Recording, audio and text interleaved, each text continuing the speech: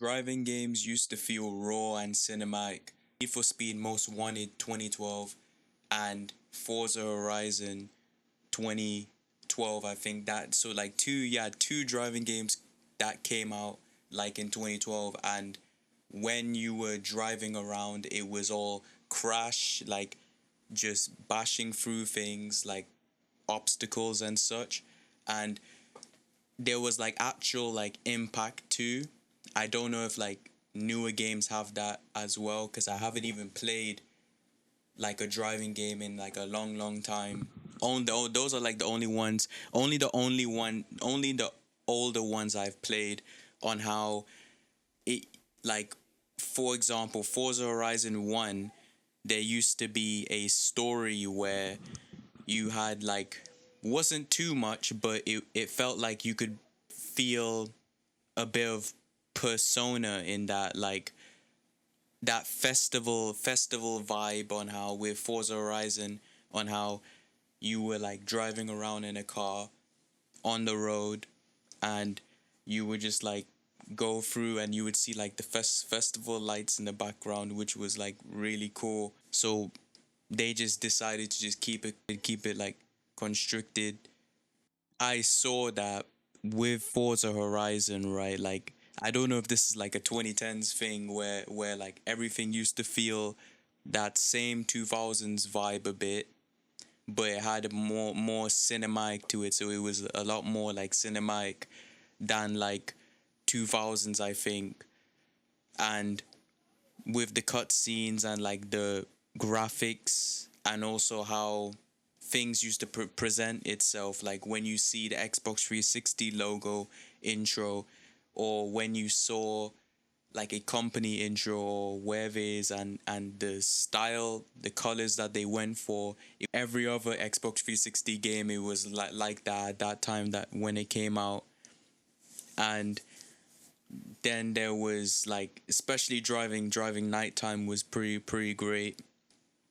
Then there was also like the weather, like now with Need for Speed Most Wanted 2012, it was very like cops and robbers. The cops would be like the police cars, and like the robbers would be like you basically driving around, and you like, it was more destruction in that game. And like, I remember on how I used to drive down a hill, like in Need for Speed Most Wanted, you used to drive down a hill, and then you would crash your vehicle, which was like the destruction, like how they designed it and modeled it was really great. It felt more like real and long lasting. What happens now is you could either go for a more less raw driving game than a more raw driving game. But now we can see that, like, I think people prefer more of the raw driving games because it feels more realistic than like the less raw ones that are like a bit more cartoonish and etc. Which you had some games that came out today that are like that, and like it just never really felt the same much. Like it was like it was appealing to a different audience. That's what happened. Emotionally, it felt a lot more stronger with the older games than the newer ones, right? And I hope maybe Forza Horizon 6 or 5 or wherever it is. I think Forza Horizon 6 returns that, at least that little feeling, or we just have to just return the feeling ourselves on that raw aspect of just driving around, and like not feeling like the game is just a normal driving game. You just drive around, different style, and that's it. Just slap a other number on it, and then that's it. But this time around, I feel like maybe Forza Horizon 6 might be kind of different, since it's different saying, different atmosphere, and I can see the graphics going more and more better, which is great. And we don't really get like often Forza Horizon games, so it feels kind of new. It says immerse yourself in Japanese car culture, so that sounds really exciting.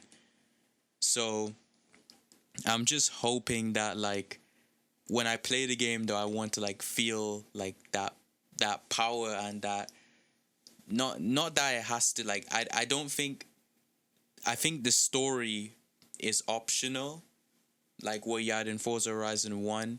It's just like a bonus, but I just see the 3D modelers and that's difficult.